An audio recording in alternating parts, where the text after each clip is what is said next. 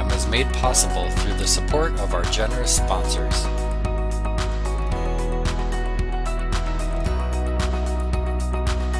The Talk of Paynesville, a Paynesville area community education production in association with the Paynesville Area Chamber of Commerce.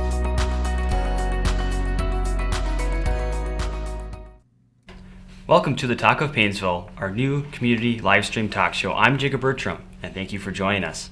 Please enter your questions at any time during the broadcast, and we'll get them into the show. On the show today, we have Paul Bugbee, owner of BugBeeHive Resort, talking about their 100th anniversary. We have Centracare Paynesville talking about advanced care planning, and we have your Meg Wealth Management Money Minute. First, we'll start with news.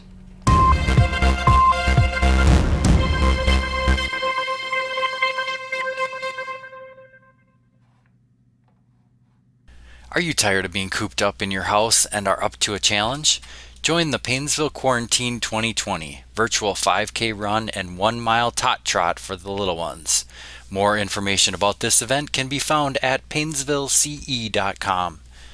The City of Paynesville wants your input on a possible move and expansion of the city library.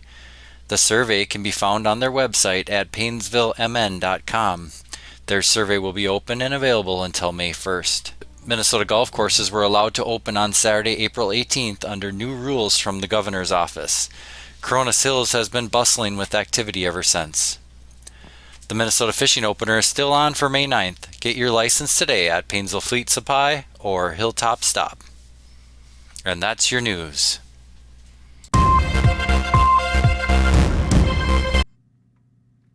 First guest today comes all the way from Lake Coronas. Please welcome Mr. Paul Bugbee, owner of BugBeeHive Resort. Paul, how are you doing today?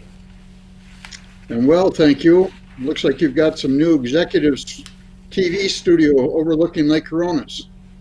Yes, we do. We got towers all around it now. Great. Well, thanks again for joining us. And first of all, congratulations on the 100th anniversary of the resort. That's quite an accomplishment, and be able to keep that in your family for so long. I had the chance to read about the history of the resort on your website, and I found that in 1920, Bill Bugbee, your grandfather, purchased the land. So you want to tell us a little bit more about how your grandfather Bill got started? Well, I have to admit I never had a chance to visit with him about it. I never knew my grandfather, but for some reason he decided to put together this little resort property out here south of Paynesville. There was another resort in Lake Coronas at the time. That was Stonegate Lodge, and that started in 1905. And there may have been some other resorts before we came around in 1920. But at the time, my understanding is they were just ox cart trails, basically, that brought you out to the lake from the village of Paynesville. And people apparently wanted to come out, and he decided to start this little resort. And you know, when you talk about resorts today, you think of multiple cottages and lots of activity and a shiny, nice beach. Well, back then, the start of a resort was basically one little shack, you could say, nothing like the picture you might be seeing on your screen now, but it was just one or two little cottages that might have been a total of 500 square feet. That probably was a large cottage. You can see a couple pictures there if my talk is in sync. But over time, my grandfather and then ultimately my dad had built up 12 cottages here at the resort. There's a picture of my dad as well. If you're seeing those pictures, my dad and my mother serving some type of outdoor buffet.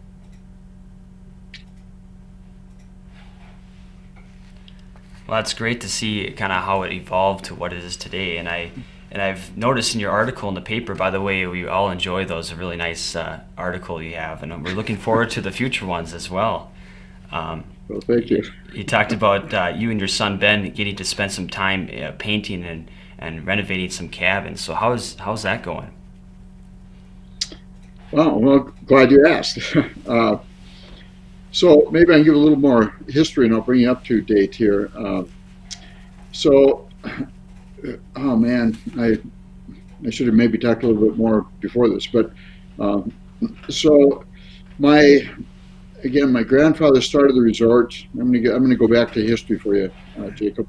Um, Started in 1920 with a couple little shacks here, and then actually my grandparents divorced when my dad was 10 years old, and so half of the resort, surprising way back then, half of the resort, the east side was the resort proper, and then the west side, as it is today, became my grandfather's land.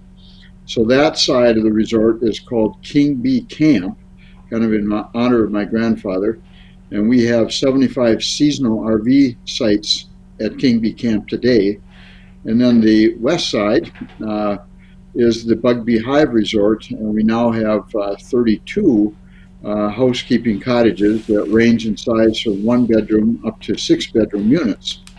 And so to try to bring you current, last fall we tore down 3 cottages that overlook Lake Coronis. Those 3 cottages were built before I was born, so they have a long history, and we tore those down. And over the winter, we started building 2 new side-by-side duplex cottages. So we're replacing the 3 cottages with 4 cottages, and each of those 4 units will have 3 bedrooms and 3 baths, all up on the bluff overlooking Lake Coronis. So again, we started the construction just after Thanksgiving, 2019, and the first cottage is the first duplex is nearly complete. We're about 90% of the way, and they just started putting up the walls yesterday on the second duplex. So new development is happening, and we're excited about that. We're a little concerned with the coronavirus and how that might affect us. But yesterday we got word from the governor's office that resorts will be open, and so we are open for business. We'll be taking precautionary measures as far as increased sanitation. We won't be able to have any group activities as we often do, but BugBeeHive is moving into its into its second century. So we're excited. Thank you. That's great to hear that you're still able to have those precautions and be able to still have that opportunity to be open in the summer and have people be able to visit your resort. Just going to talk about, you talked about the new cabins at all. I know we have here, and we have maybe some special breaking news, but do you have any idea of what names you're going to name those cabins? Because I know you always try to kind of relate those names to some kind of a bee or something that means something in your life. Right. Yeah. So our cottages are named after bees, if you will. We have cottages called the drone and the honeycomb and the honeydew and the annex and wasp nest and things like that. So the 3 cottages that we took down were the lazy bee, honeybee, and hornet's nest. So those 3 names will remain with 3 of these units. And then the new cottage, the 4th cottage, which will be new, will be called the breezy bee. And then just in addition to that, we actually purchased another cottage that's within the resort mix just this past fall, and that will be called the Sugar Bee, after a new apple that's come out called the Sugar Bee apple. So all of these cottages have different, again, bee names. Some of them are called the Crazy Bee and, as they say, the Lazy Bee, and different types of things, but they're kind of fun names. Sure, yeah, that's kind of cool that you have that. And of course, if any one of our viewers today have any questions for Paul, put it in our comment section and we'll get that into the show. I have a couple more questions for Paul, but we'll swing back to that if you have any questions. So Paul, what gets you most excited about being a resort owner? And what things do you enjoy about your job? Well, good question. Thank you. Probably, the biggest thing, the rewards are in the people that you get to meet, the guests that you come to know year after year after year. We've had guests coming here for 40 plus consecutive years, so that's really fun to know them. They're in their 3rd generations of families that are coming, and then of course the new guests. But the guests truly are the joy of this job. They're the, as I always say, you need to see the forest for the trees. There's an awful lot of work that goes into a resort and maintaining all of the cottages and trying to plan activities and events for all of your guests and keeping everybody entertained and having a good time. But when they're having a good time, we're having a good time. And so I think that's the biggest reward of resorting. And then I might add, even working with some young people like yourself, Jacob, you and Mitchell had a chance to come on and work here at the resort for a few years way back, and we really enjoy working with you guys and hopefully teaching you a few of the skills of what's involved with running a resort. We appreciated your help and your work. Well, Paul, yeah, thanks for that opportunity. We definitely learned a lot of things, Mitchell and I both, about the day-to-day tasks that you do, and we really enjoyed it. So thanks for giving us that opportunity. I'm just going to circle back to your article in the paper. First of all, Dad and I both enjoyed when you said every time you cough or sneeze, you don't know if you should start making funeral arrangements. Because of that, how you talked about the COVID-19 and how that's affected the resort. So what is your outlook on that, and hopefully be able to come out from that throughout the summer? Yeah. How come you have all these tough questions? Well, we are a year-round resort operation, and we did get a notification from the Stearns County Health Department that we needed to close our indoor swimming pool and spa, so that is still closed. And we also, because of the quarantine, we also lost our March, April, and May business. And that's a slower time of year, so we are able to absorb that. It still was a little bit of an impact for us, but you do what you have to do. The concern that I had was going into June, July, and August. And if we would have lost that, about 70% of our business comes from June, July, and August. And if we would have lost that, I would have been in the breadlines of Paynesville trying to survive going into next winter. The tough part with resorting is it's a large capital investment. You've got a lot of money tied up into your property and into your buildings, and so you have extensive loan payments to make. And if you don't have any cash flow, if you don't have any revenue coming in to make those payments, either you got to have a very nice banker who is willing to forgive that, or give you some delay on the terms, or the bank is going to be in the resort business. So we're really, really happy with yesterday's announcement that the resorts will be in business. I think everyone's great to hear that as well. So Paul, being that this is a Paynesville community broadcast, we're just starting out, and overall, what does the Paynesville community mean to you? Being able to be a part of it in so many ways. I know you're a member of the chamber and you've done other part of other organizations in the community. So what does that mean to you? Yeah, great, good question again. Well, it is a community, and as such, it takes a community to build a business. It takes a community to build a child, as they say. We're all in this together.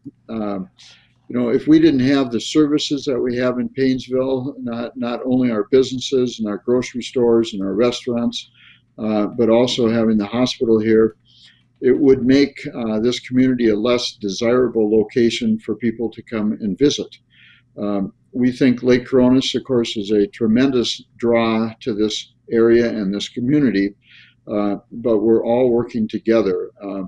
I think tourism in the state of Minnesota is virtually tied with agriculture as a leading industry, if you will, for revenue in Minnesota. And I can't say that tourism is the leading, or is equally as strong as agriculture in central Minnesota and Paynesville, but certainly tourism lends a lot to this community. In a sense, our guests, our business contributes about $1.5 million a year to Paynesville, and virtually everything that comes in from our guests is spent here in this community. We love this community. We support this community, and we're grateful that you're here. We hope to see Paynesville, continue to grow and flourish for our guests who come here and for those of us who live here. We actually got a question from one of our viewers. Ashley Anderson is asking, "Hey Paul, did you personally actually tear down those 3 cabins?" Yeah, Ashley has worked out here. Actually, 2 of the cabins we tore down, and the 3rd cabin we moved. It was still a pretty nice cabin, and we were able to move that to right now Neil Anderson, the Neil Anderson Building Movers. They moved it off the property, and it's sitting on the lot there. And I believe Neil has it up for sale. So it's a cute little cabin. A little plug for Neil if anybody wants to buy a nice little cabin. 3 bedrooms. Well, thank you, Ashley, for the comment, and I believe there's no one else that's commented in. Paul, do you have anything else you want to add to today's broadcast? Well, it's a short period of time to talk about a big business. In my mind, a big business, but family businesses, 3rd-generation businesses are very significant. It's rare that businesses stay in the same family for 100 years or more. I know, Jacob, with you and your family, you guys have been 100-year businesses, and I congratulate you as well in your farming and all that you guys have contributed. We're rooted in this community, and we're really proud of that. So I share that pride with you and your family as well. Thanks for the opportunity, and BugBeeHive Resort's hopefully going to be here for another 100 years. We'll see what happens. Thank you. Yeah, we're looking forward to it. All right, ladies and gentlemen, that was Mr. Paul Bugbee, owner of BugBeeHive Resort. Thank you for joining us. Well, let's take a moment to pay some bills and to support our sponsors.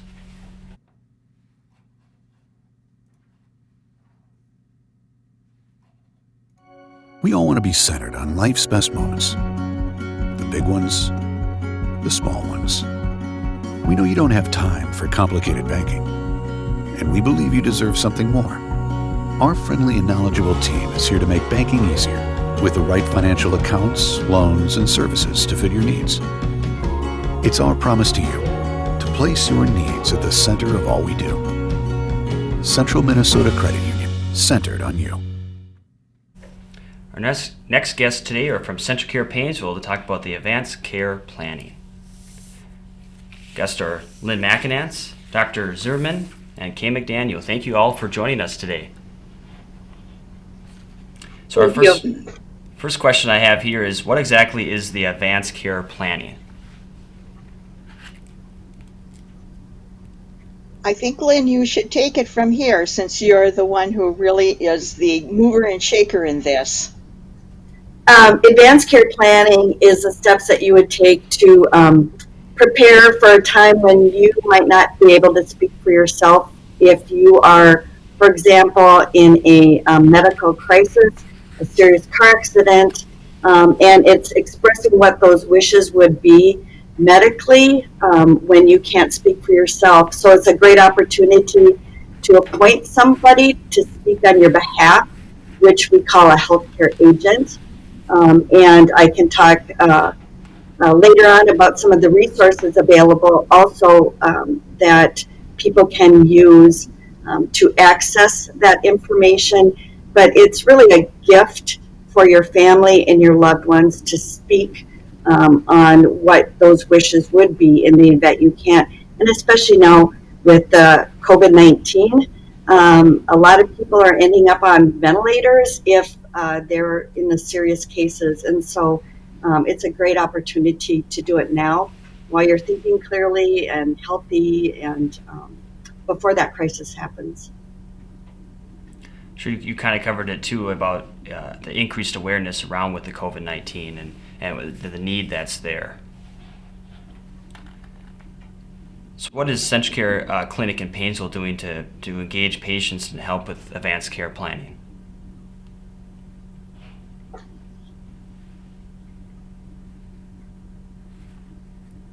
If anyone has an idea of Is Randy on?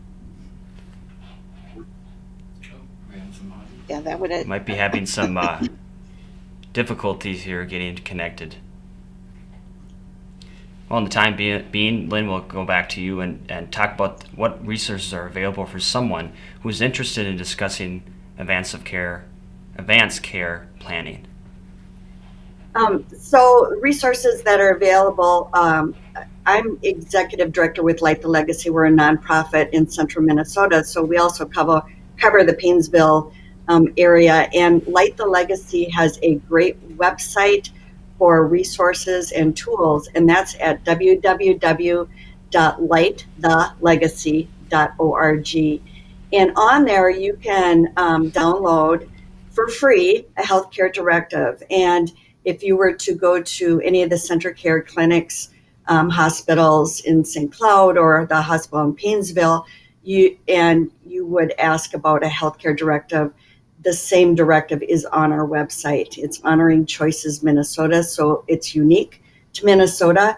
They're in 7 different languages, and so if you're of a different ethnic background, you can also print that. We have the languages in Arabic, Chinese, English, Hmong, Somali, Spanish, and Russian. And the English versions, there's what we call a long form, which would be what we would recommend, but there's also a short form where you can name a healthcare agent to speak on your behalf, as well as put a smaller amount of information down on what your wishes are. There's also educational information that you can download for free, and that would be if you had questions on CPR, help with breathing, dialysis, implantable cardiovertio defibrillators. There's a separate one on the COVID-19 also. We have a dedicated page just for resources on the COVID-19, and that touches upon the medical community, how to have those conversations, things to consider, as well as the community at large and what they might want to consider.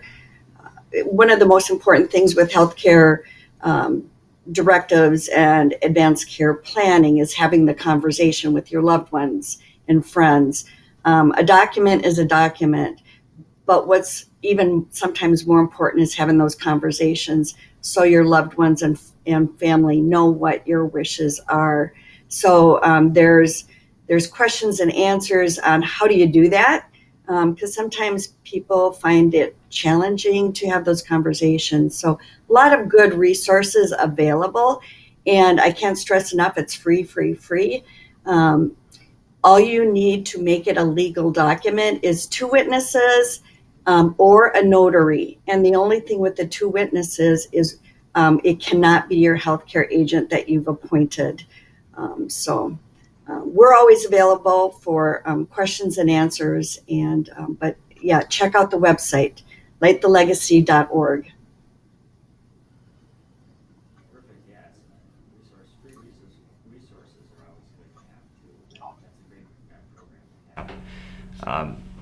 We're going to go to Kay. So what is Yes. that? What exactly is how is your role as a facilitator in the Centracare system? Well, I'm going to take this opportunity to thank Randy Zimmerman for encouraging me to get involved in this program. With my background as a spiritual director, being a facilitator is hand in glove with the advanced care planning group, because when you are a facilitator, you are talking to people about a very important spiritual matter in their life, that of the end of their life. And so it is a process of listening.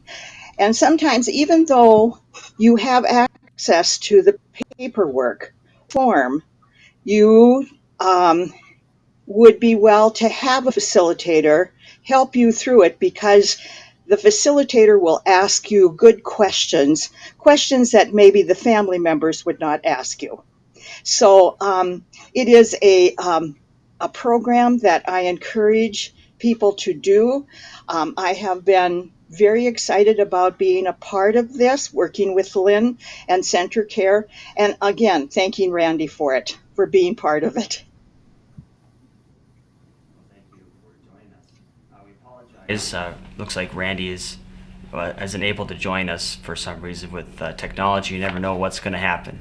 So we apologize for that. We're just going to open up to if you guys have anything else you want to talk about for the advanced care planning. We also will have the questions being rolling in. And if anyone has any questions for either Lynn or Kay, we'll get them answered as well. So I'm just going to open up back to you guys if you have anything else you want to add about the advanced care planning. Kay, I was going to encourage you to speak about the referrals at Paynesville, and if somebody at Paynesville would like to speak to you as a facilitator, a certified advanced care planning facilitator, or someone else in Paynesville. So if you want to speak to that, because that might be helpful.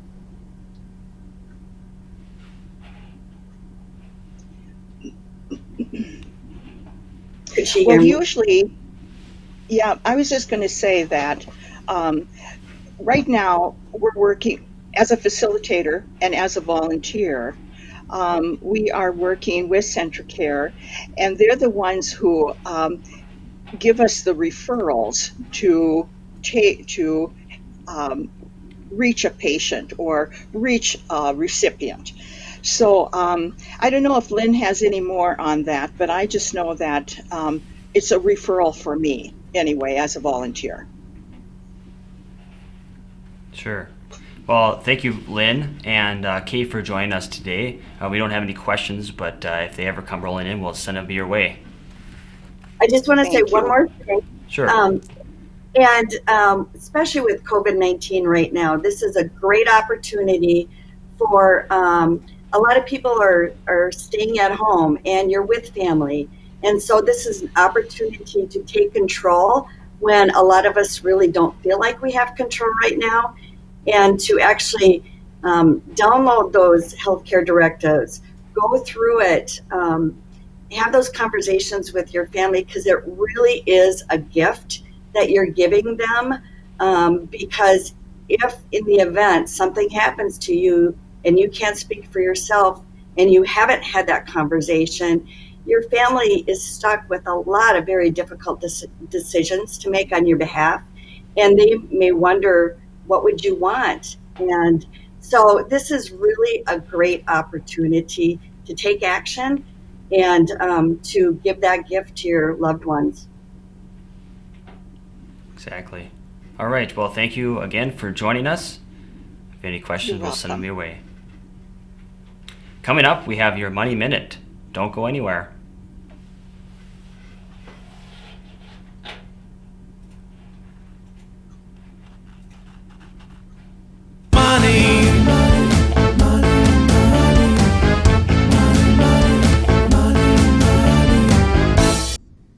Thank you, Jacob, and thank you everyone for tuning in. Again, I'm Jeremy Willner, CEO and founder of Mag Wealth Management, and today we're going to share with you 3 common themes that we've been hearing from our clients, prospects, and people that have called in. The first one is a market update. Please give us a market update. The second thing is, as we have a little bit more time right now at home, what are some planning strategies that we can use? And then 3 is the CARES Act is very important. Can you give us another brief overview? So we're going to dive right in with that and just give a quick update on the markets. So our bull market came to a screeching halt on March 20th, 2020. It was one of the longest bull market runs in history from March 9th, 2009 through March 20th, 2020.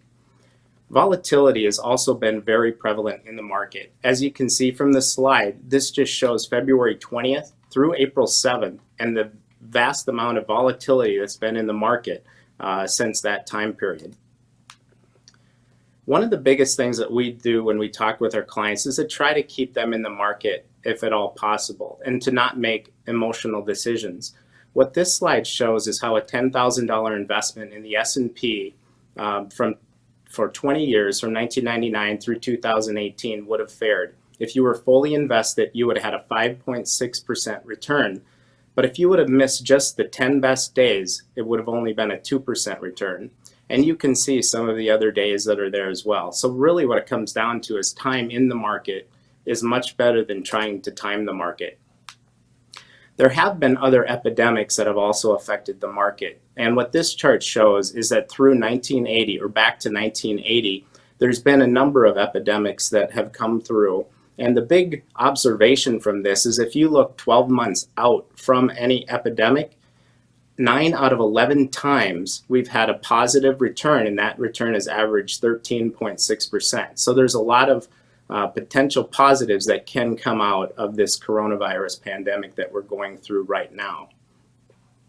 And the CARES Act itself, in the first 3 phases, that's really meant to sustain our economy and not stimulate the economy. If there is a phase 4 or phase 5, we believe that that will be something that's out there to start to stimulate the economy and not just sustain it. Also, the second thing now, what we want to talk about is people have a little bit more time because they may be at home, quarantined, or just with the stay-at-home order. And the crisis really does create opportunities. And with planning opportunities, you can see some of them here on the personal side and the business side. We're going to dive into just a couple of the personal planning opportunities right now. So tax loss harvesting, what that is selling an asset that you have in a qualified or a non-qualified account where you have a loss, and then repositioning that to a different strategy and realizing that loss for tax purposes for 2020. So that's one strategy that we've been utilizing where we do have losses, and to be active in the management of your account. The biggest thing I want to talk about is a review of estate planning documents. With COVID-19, there's been a lot of people that have been going in the hospital. There have been a large number that have passed away. And we really want you to make sure that you have your will or your trust updated, or that you have a will or a trust. And really what a will or a trust does is to look at the disposition if you do pass away with your assets. Another very important document is a healthcare directive or medical power of attorney. And if you become incapacitated and someone needs to make decisions for you for your medical, this is what that document does. And your healthcare provider will need to have a copy of that so that they know who can make those decisions for you. On the financial side, power of attorney is also required if you become incapacitated where you can't make those decisions. You appoint someone to make those financial decisions for you. And that could be paying your bills, reviewing your accounts, and doing every type of business transaction that you need to do while you are incapacitated. And then finally, a beneficiary review. We want to make sure that everybody looks at their beneficiaries and make sure that they have those correct on their life insurance, long-term care policies, IRAs, everything out there that there is a beneficiary on, to make sure that you have the correct beneficiaries on those.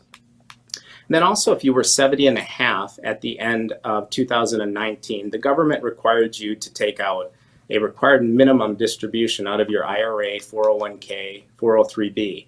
Well, this year that has been suspended. So if you do not need the income and you do not want to take any money out of your IRA or 401k or 403b, you can actually roll that money back into the account and not take out any distributions for this year. And then finally, a CARES Act overview. Again, it was a true $1 trillion relief effort, and individual payments for individual filers is $1,200, and those payments began last week, and they continue to be paid out. For married couples filing a joint return, it's $2,400. And then also, if you have children younger than 17, it's $500 per child. And one big thing to watch out for is scams. Scams have been on the rise. And what the government wants everyone to know is that the government will never email you, call you, or send you a text message to verify your information. So if you're receiving an email or a text message or a phone call, more than likely that is some type of scam. So please watch out for those. And then finally, with the PPP loans, or the Paycheck Protection Program, That ran out of money last week. Very popular program for small businesses. And today the House is going to vote on an additional $320 billion to continue to fund that Paycheck Protection Program. And again, with small businesses, if you meet certain criteria, that loan can be forgiven. So how can you get more information? You can visit our website at magwealth.com. You can give us a phone call at 243-3100, or you can make a comment on the Talk of Paynesville link. So thank you very much, and Jacob, I'll send it back to you. Money.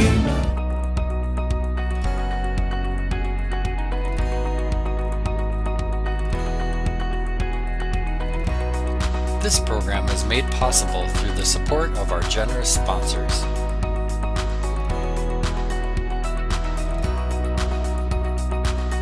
The Talk of Paynesville, a Paynesville Area Community Education production in association with the Paynesville Area Chamber of Commerce.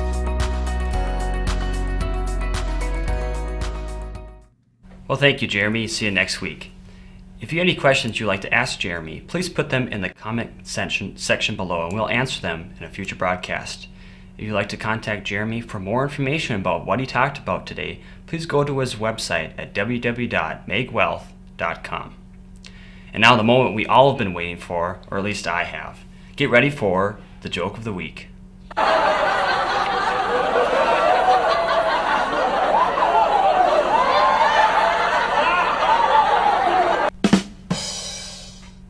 All right, here it is.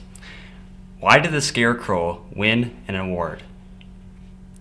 Because he was outstanding in his field. Thank you. Thank you. Well, that's it for this joke of the week. If you have any future jokes you'd like to hear, maybe better ones, you can put them in the comment section below or contact Matt or I. We'll be right back.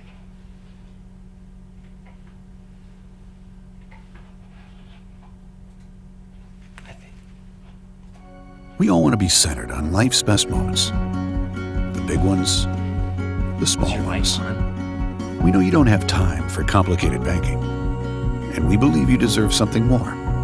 Our friendly and knowledgeable team is here to make banking easier with the right financial accounts, loans, and services to fit your needs. It's our promise to you to place your needs at the center of all we do. Central Minnesota Credit Union, centered on you.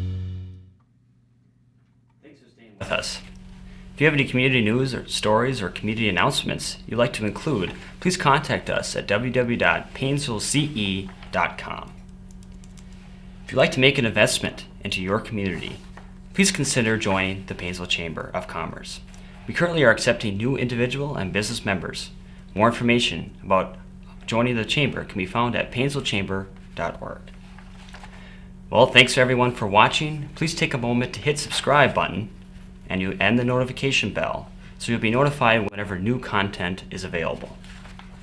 See you next time on the Talk of Paynesville. I'm Jacob Bertram. Stay cool, stay home, stay safe. I'm Jacob Bertram. Stay cool, Paynesville.